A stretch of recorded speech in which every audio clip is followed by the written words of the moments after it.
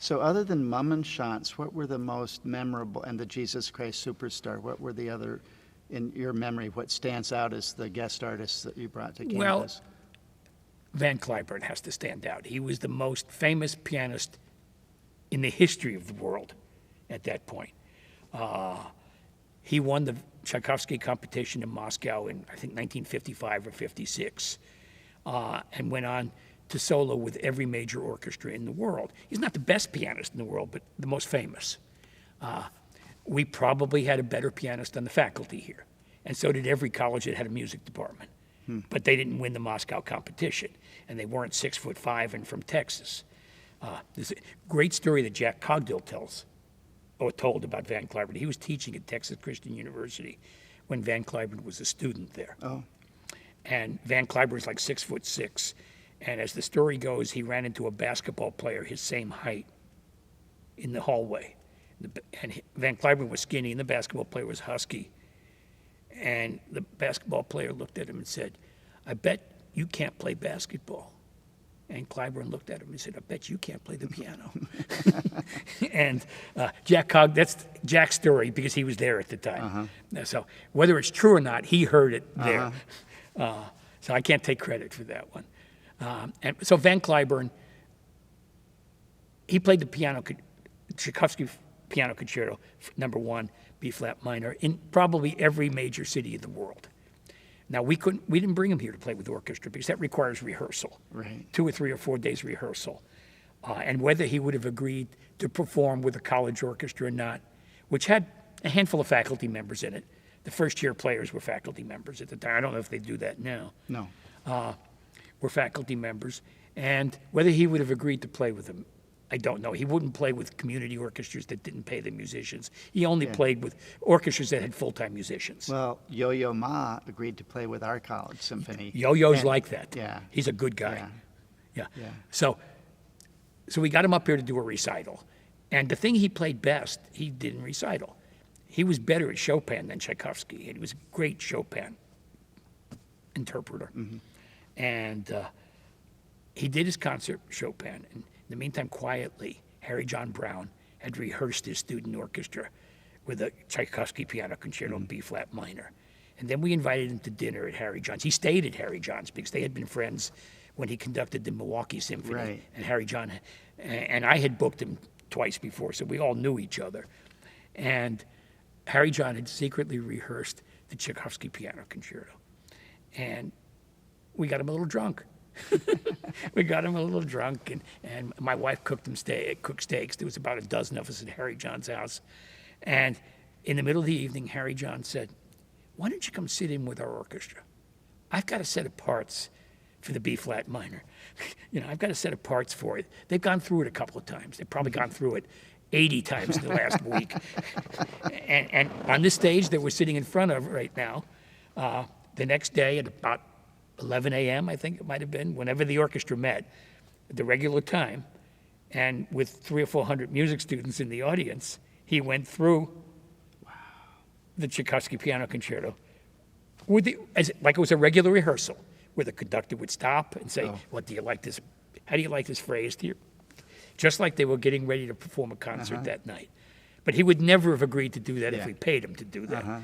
But he was Harry John's friend.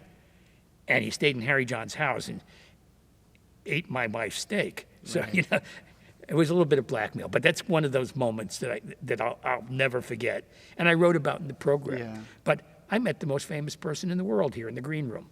Tell us about that. Muhammad Ali was just given permission to box again. So it must have been about 1972 or 73.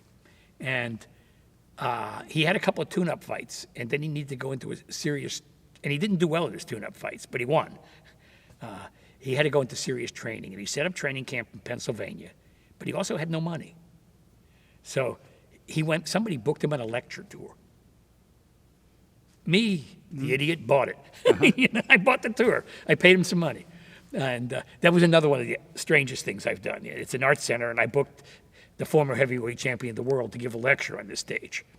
And his lecture was called The Intoxication of Life. but he couldn't pronounce intoxication. It was an intoxification. And he said it maybe 10 times during the lecture, written on long yellow paper. He read his lecture. And I was backstage, back in the green room with him, when he asked me how many people were out here. That was about 20 minutes before showtime. And I said, I lied. I said about 700. There were about 350, 400. And I lied because we had 20 minutes to go, and I figured it would be up to 700 by I can't call it curtain time, but by event time. And so I came back and I said to him, it's about 700. And he said, how many does it hold? And I said, well, it holds 1,200. He said, 700, 1,200 seat arena. He was thinking arena because he was a boxer. That's not very good.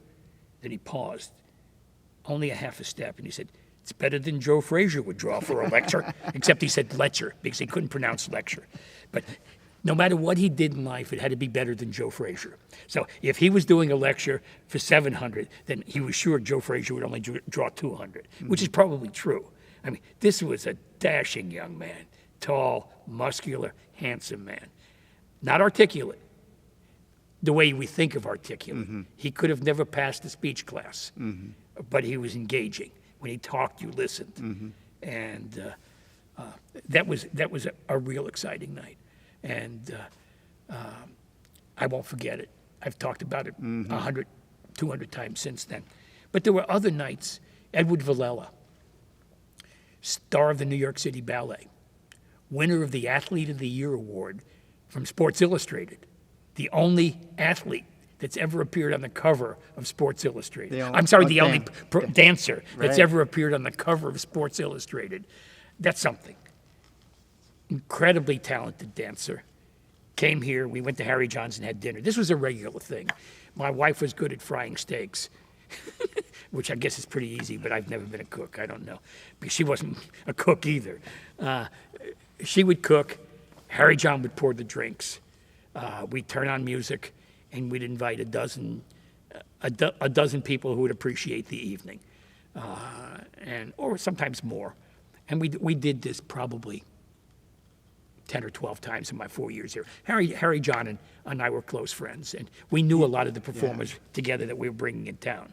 I worked with him bringing dozens and hundreds of school children to hear young people's concerts. We had them here. He used to bring his dogs out in the middle of the show. He still did that, yeah. Here, my friends have come to greet me. I have no idea how old he was. Nobody knew how old he was. Yeah. He didn't part with that information. Yeah. All I know is he was conducting in the late 1930s in Chicago. And the voice of Firestone on NBC. Yes. And there's still video of that, Yeah. I have a curious distinction. Up until a certain point, there had been 8 conductors of the 7th Army Symphony, I think before they disbanded it, and I had worked with all 8 of them. He was one of them. Wow. Harry John was in the Army. He doesn't... Well, he was a spy in World War II. But he was also the conductor of the 7th Army Symphony, as was Kenneth Schermerhorn, the guy who replaced him in Milwaukee, and a number of other people less famous. Well, he was a very special person. Yeah. And the nights in his home, is that Dunkirk Road? Where? It's Temple. Temple Street. Temple That's the Street. extension of Temple Yeah, Street. Temple Street. Great house, great man, great friends, great nights. Judith Anderson, you probably don't know that name. She was the first lady of theater in the British theater in the 1970s. For whatever reason, she had had a lifelong ambition to play Hamlet. Eva Le Gallienne, the great French actress, had played Hamlet when she was 27 or 28 years old, and no other woman had ever done it, at least outside of a high school production. No other woman had ever done it professionally. And Judith Anderson, the night of her 75th birthday, was here. And it was in February. What year that I was here, I don't remember. Probably around 72 or 73. And she was a terrible Hamlet. The rest of the leads were soap opera stars on hiatus. Famous to help sell some tickets on the road, but it didn't sell a lot of tickets. And I had met her for 5 seconds on the way in. And then her company manager came back to me when the show was almost over. And he said, would you have a glass of champagne with Judith in her dressing room? It's her 75th birthday tonight. And I said, we don't have any champagne. He said, I went out and got some. and he had a bottle of champagne chilled in her dressing room. And I had a bottle of champagne. I shared half a bottle of champagne. We had a quarter of a bottle each. It was a snowy night, like almost every night was all the years I was here. And I walked her out to her vehicle off the loading dock. And it was a terrible performance. She was not a good Hamlet, and she knew it. And there was a young girl, a student, an undergraduate, who was working as a stagehand. We always use student stagehands. And she was leaning up against the wall inside the loading dock. The rolling door is now closed, but because the snow would have been coming in, everything was loaded out. There wasn't much sets. And she was leaning against the wall, exhausted. And Dame Judith looked at her and said, "Young lady, you look as though you've played Hamlet tonight. Funny? I don't feel as though I have." She took her boa, threw it up in the air, threw her hand up in the air, and made her, that was her exit